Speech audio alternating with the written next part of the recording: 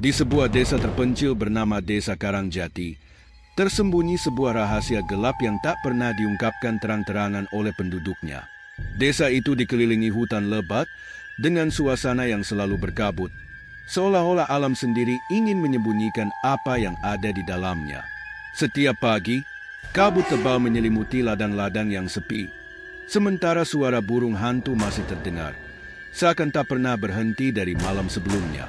Penduduknya hidup sederhana, tetapi ada beberapa keluarga yang mendadak kaya dalam waktu singkat, menimbulkan bisik-bisik tentang pesugihan.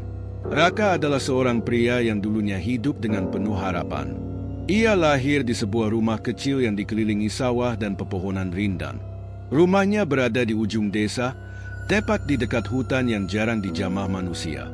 Ayahnya, Pak Wiryo, adalah seorang petani yang jujur, sementara ibunya, Bu Sarti, adalah seorang ibu rumah tangga yang penuh kasih sayang. Mereka membesarkan Raka dengan nilai-nilai kejujuran dan kerja keras, meskipun mereka sendiri hidup dalam kesederhanaan yang seringkali terasa pahit. Ketika Raka masih kecil, ia sering membantu ayahnya di ladang. Setiap pagi, mereka akan berjalan kaki melewati jalan setapak yang berkelok-kelok di antara sawah dan sungai kecil. Kadang-kadang, Raka mendengar cerita-cerita seram dari ayahnya tentang hutan di dekat desa. Hutan itu disebut sebagai hutan sukma gelap oleh penduduk setempat.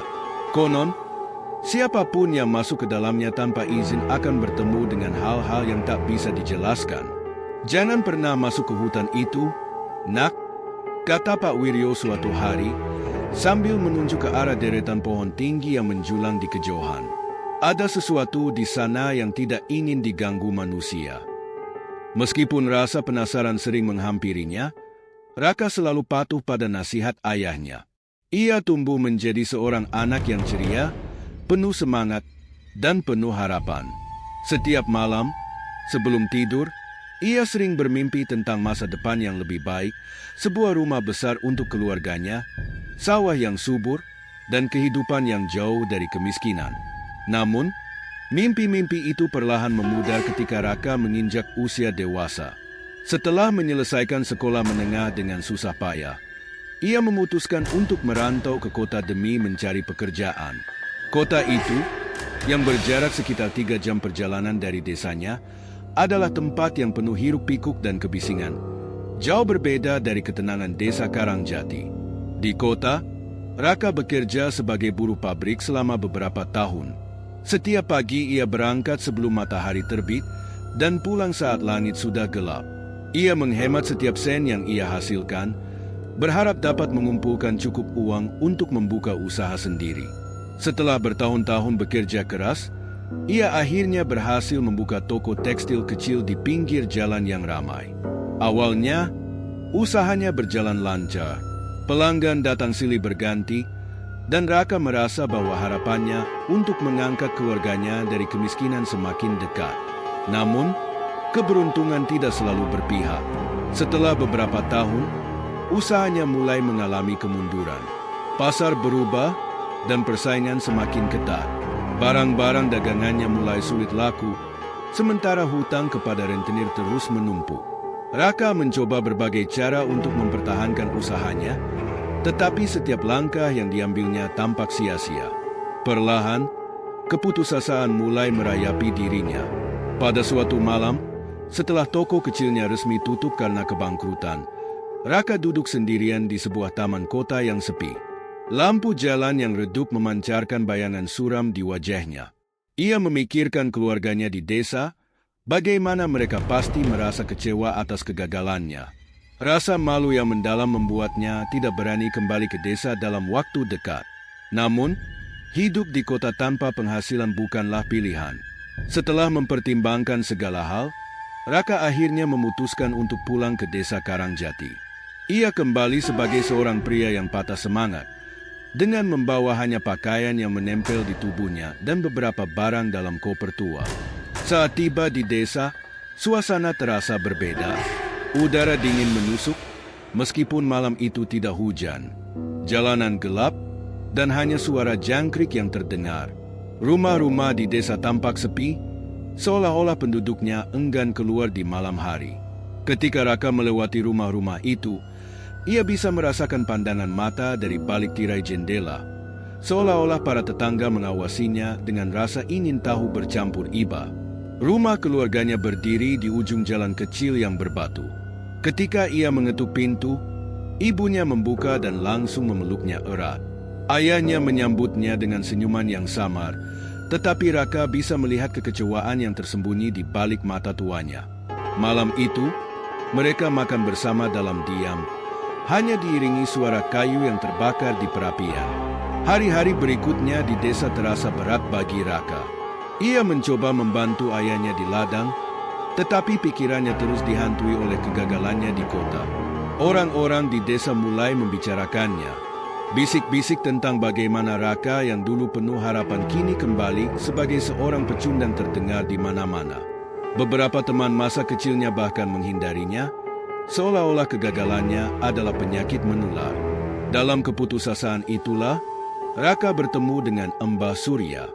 Pria tua itu tinggal di sebuah gubuk kecil di tepi hutan. Konon, Mbah Surya adalah seorang dukun yang memiliki ilmu hitam. Banyak cerita beredar tentang bagaimana ia bisa membuat orang kaya mendadak, tetapi dengan harga yang mahal. Pertemuan mereka terjadi di sebuah warung kopi kecil di ujung desa. Malam itu, udara terasa lebih dingin dari biasanya, dan bulan purnama bersinar redup di langit yang gelap. Mbah Surya duduk sendirian di sudut warung, meminum kopi hitamnya dengan perlahan. Raka, yang juga sedang berada di sana, merasa tertarik oleh aura misterius pria tua itu. "Aku tahu kau sedang menghadapi masalah besar," kata Mbah Surya tiba-tiba, tanpa melihat ke arah Raka. Suaranya dalam dan berat, seolah-olah datang dari tempat yang jauh. Raka terkejut, tetapi juga penasaran. "Bagaimana kau tahu?" tanyanya dengan suara gemetar. Mbah Surya hanya tersenyum tipis. "Aku tahu banyak hal, Nak. Jika kau ingin keluar dari penderitaan ini, aku punya cara. Tapi ingat, jalan yang kutawarkan tidak untuk orang yang lemah." Awalnya, Raka ragu. Ia tidak percaya pada hal-hal mistis. Namun, semakin hari, rasa putus asa semakin menghimpitnya. Ia memikirkan tawaran Mbah Surya setiap malam, hingga akhirnya, pada suatu malam yang gelap tanpa bintang, ia memutuskan untuk menemui pria tua itu di gubuknya. Gubuk Mbah Surya terletak di tengah hutan sukma gelap. Jalan menuju ke sana penuh dengan duri dan akar pohon yang menjalar. Malam itu, angin berhembus kencang, membawa aroma tanah basah dan dedaunan busuk. Ketika Raka tiba, ia disambut oleh cahaya redup dari lampu minyak di dalam gubuk. Mbah Surya sudah menunggunya di sana, duduk di atas tikar tua dengan seikat tali pocong di tangannya. "Kau sudah siap?" tanya Mbah Surya dengan suara pelan tetapi tegas. Raka menelan ludah dan mengangguk. "Apa yang harus aku lakukan?" Mbah Surya tersenyum, lalu mulai menjelaskan ritual pesugihan tali pocong. Kata-katanya dingin dan penuh dengan ancaman tersirat. "Ingat, Nak, ini bukan jalan yang mudah. Kekayaan yang kau inginkan akan datang, tetapi dengan harga yang harus kau bayar. Jangan pernah lupakan itu." Dan malam itu, di tengah kegelapan hutan, Raka memulai langkah pertamanya menuju jalan tanpa kembali. Malam Jumat Kliwon tiba, malam yang dikenal paling angker di desa Karangjati. Sejak sore, langit telah dipenuhi awan gelap. Angin berhembus kencang, menggoyangkan pohon-pohon di sekitar desa. Kabut tipis menyelimuti jalanan berbatu, membuat suasana semakin mencekam. Penduduk desa mengunci pintu rumah mereka lebih awal, menghindari keluar malam karena takut akan hal-hal gaib yang dipercaya sering berkeliaran. Raka, dengan hati yang diliputi kecemasan dan tekad, berjalan menuju rumah Mbah Surya. Rumah itu terletak di tepi hutan sukma gelap, berdiri sendiri di antara pepohonan tinggi yang menjulang. Suara burung hantu dan serangga malam menemani langkahnya. Sesekali, ia merasa seperti diikuti, tetapi setiap kali menoleh, hanya ada kegelapan. Ketika tiba di rumah Mbah Surya, ia disambut oleh aroma dupa yang menyengat. Lampu minyak menerangi ruang sempit di dalam rumah itu. menampilkan bayangan-bayangan aneh di dinding bambu. Mbah Surya duduk di atas tikar dengan mata yang tampak seperti menembus jiwa Raka. "Kau sudah siap?" tanya Mbah Surya dengan suara berat. Raka mengangguk ragu. "Apa yang harus aku lakukan, Mbah?" Mbah Surya mengambil sebuah tali pocong yang terlihat usang dan mulai menjelaskan ritual yang harus dilakukan. "Kekayaan akan datang kepadamu, tetapi ada harga yang harus dibayar. Malam ini, kita akan memulai ritual di pemakaman tua. Kau harus mengambil tali ini dari jenazah yang baru saja dikubur. Ingat, jangan pernah mundur setelah kau memulai." Pemakaman tua itu terletak di tengah hutan sukma gelap, sebuah tempat yang jarang dikunjungi. Bahkan di siang hari, pemakaman itu terasa dingin dan suram. Banyak cerita menyeramkan yang beredar tentang tempat itu, mulai dari penampakan hingga suara-suara aneh yang terdengar tanpa asal. Tetapi malam itu, Raka harus pergi ke sana bersama Mbah Surya. Perjalanan menuju pemakaman dimulai sekitar pukul 11 malam. Langit gelap gulita, tanpa bulan atau bintang. Hanya obor kecil yang dibawa Mbah Surya yang menjadi sumber cahaya mereka. Jalan setapak yang mereka lalui penuh dengan akar pohon yang menjulur seperti tangan-tangan yang ingin meraih. Suara dedaunan yang bergesekan terdengar seperti bisikan. Ketika mereka tiba di pemakaman, suasana semakin mencekam. Batu-batu nisan yang tua dan berlumut berdiri seperti saksi bisu dari ratusan tahun kematian. Pohon-pohon besar mengelilingi area itu, menambah kesan angker. Mbah Surya menyalakan dupa dan mulai membaca mantra dengan suara yang pelan tetapi penuh wibawa. Raka berdiri di sampingnya, memegang tali pocong dengan tangan yang gemetar. "Kita harus menemukan makam yang baru saja dikubur," kata Mbah Surya. Setelah beberapa saat mencari, mereka menemukan sebuah makam yang tanahnya masih basah. Raka merasa jantungnya berdegup kencang. Ia tahu apa yang harus dilakukan, tetapi ketakutan mulai menghantuinya.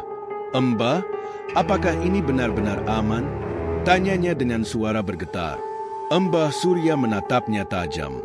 "Jika kau ragu, maka semua ini akan sia-sia. Kau harus yakin, atau roh yang terganggu akan mengejarmu selamanya." Dengan tangan yang gemetar, Raka mulai menggali makam itu. Suara sekop yang menghantam tanah terdengar seperti dentuman di tengah keheningan malam. Angin tiba-tiba bertiup lebih kencang, membuat api obor hampir padam. Ketika ia akhirnya mencapai peti mati, Mbah Surya memberikan isyarat untuk membukanya. Raka membuka peti itu perlahan, dan bau busuk langsung menyeruak. Di dalamnya terbaring tubuh seorang pria tua yang baru saja dimakamkan. Tali pocong masih melilit tubuhnya. Dengan tangan yang gemetar, Raka mulai melepaskan tali itu. Ketika tali terakhir terlepas, suara tawa kecil terdengar dari kejauhan. Raka menoleh dengan panik, tetapi Mbah Surya hanya menyuruhnya untuk tetap fokus. Setelah selesai, mereka menutup kembali peti dan makam itu. Mbah Surya segera memimpin Raka kembali ke gubuknya. "Tali ini adalah kunci kekayaanmu. Tetapi ingat, roh pemilik tali ini akan selalu mengawasimu. Jangan pernah mengingkari perjanjian ini," kata Mbah Surya sambil menyerahkan tali itu kepada Raka. Malam itu, Raka pulang dengan perasaan campur aduk. Ia tahu bahwa ia telah melangkah ke jalan yang gelap dan berbahaya. Tetapi ia juga merasa bahwa ini adalah satu-satunya cara untuk mengubah hidupnya. Namun, perjalanan Raka baru saja dimulai. Setiap malam, ia mulai mendengar suara-suara aneh di rumahnya. Sesekali, ia merasa ada seseorang yang mengawasinya dari sudut ruangan. Dan suatu malam, ia melihat bayangan seorang pria tua berdiri di depan pintu kamarnya, dengan senyum yang menyeramkan. Ketika hari-hari berlalu, gangguan itu semakin menjadi-jadi. Perabot rumahnya sering berpindah tempat, lampu yang ia matikan selalu menyala kembali. Dan ada jejak kaki berlumpur yang muncul di lantai kayunya setiap pagi. Suara ketukan di jendela terdengar meskipun tidak ada siapapun di luar. Semakin lama, Raka merasa bahwa rumahnya telah menjadi tempat yang tidak aman. Pada suatu malam, suara langkah kaki terdengar di atap rumahnya. "Raka, yang tidak bisa lagi menahan rasa takut, memberanikan diri keluar dengan membawa lampu minyak. Ia memeriksa sekeliling rumah, tetapi tidak menemukan apapun. Ketika ia kembali masuk, sosok pria tua dengan mata kosong berdiri di sudut ruang tamu. Wajahnya pucat dan mulutnya bergerak tanpa suara. Raka jatuh terduduk, tubuhnya gemetar hebat. "Aku ingin kembali," gumam sosok itu dengan suara yang berat dan bergum. Raka tidak mampu menjawab. Sosok itu perlahan mendekat, tetapi sebelum ia bisa menyentuh Raka, suara azan subuh terdengar dari kejauhan, membuat sosok itu menghilang seketika. Raka tahu bahwa ini baru permulaan. Mbah Surya pernah memperingatkannya bahwa perjanjian dengan dunia gaib tidak akan pernah berakhir dengan mudah. Kekayaan mulai menghampiri hidupnya, tetapi bersamaan dengan itu, kengerian yang ia rasakan juga semakin kuat. Ia terjebak di antara dua dunia, dunia nyata dan dunia kegelapan yang mengintainya setiap saat. Beberapa hari setelah ritual, hidup Raka berubah total. Uang datang dari berbagai arah. Bisnisnya yang hampir bangkrut tiba-tiba mendapatkan kontrak besar. Rumahnya yang dulu lusuh kini berubah menjadi megah. Namun, kebahagiaan itu tidak berlangsung lama. Malam-malam Raka mulai dihantui oleh mimpi buruk. Dalam mimpinya, ia selalu melihat sosok pocong yang bangkit dari kubur, memanggil-manggil namanya. Tidak hanya itu, keluarganya juga mulai mengalami kejadian aneh. Istrinya sering kerasukan, dan anak-anaknya melihat bayangan hitam yang mengintai di sudut rumah. Hingga akhirnya, tumbal yang diminta pesugihan mulai memakan korban. Adik Raka yang masih remaja ditemukan meninggal secara misterius. Tubuhnya kaku, dengan wajah penuh ketakutan, seolah-olah ia melihat sesuatu yang mengerikan sebelum ajal menjemput. Pemakaman adik Raka berlangsung di pemakaman tua tempat ritual dilakukan. Suasana pemakaman itu terasa sangat mencekam. Langit mendung, dan hujan gerimis turun sepanjang prosesi. Para pelayat hanya berbisik-bisik, membicarakan kematian mendadak itu. Ketika peti mati diturunkan ke dalam liang lahat, suara-suara aneh kembali terdengar. Beberapa orang mengaku mendengar suara tawa kecil yang menyeramkan, sementara yang lain merasakan tangan mereka tiba-tiba dingin seperti disentuh sesuatu yang tak terlihat.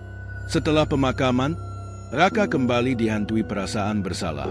Ia tahu bahwa kematian adiknya adalah bagian dari harga yang harus dibayar atas pesugihan. Namun, ia juga tahu bahwa ini baru permulaan. Pesugihan tali pocong tidak pernah berhenti pada satu tumbal. Kekayaan Raka memang terus bertambah, tetapi hidupnya menjadi semakin hancur. Keluarganya perlahan menjauh, teman-temannya menghindar, dan ia merasa selalu diawasi oleh sesuatu yang tak kasat mata. Setiap malam, suara pocong itu semakin jelas terdengar. Pada suatu malam, Raka tidak tahan lagi. Ia kembali menemui Mbah Surya untuk meminta jalan keluar. Namun, Mbah Surya hanya tertawa sinis. "Kamu yang memilih jalan ini. Tidak ada jalan kembali. Kekayaan yang kamu miliki adalah kutukanmu." Dengan hati yang hancur, Raka pulang ke rumah. Malam itu, ia menemukan tali pocong yang dulu digunakan dalam ritual tergantung di kamar tidurnya. Tidak ada yang tahu bagaimana tali itu bisa sampai di sana. Ketika Raka mencoba menyentuhnya, sosok pocong tiba-tiba muncul di belakangnya.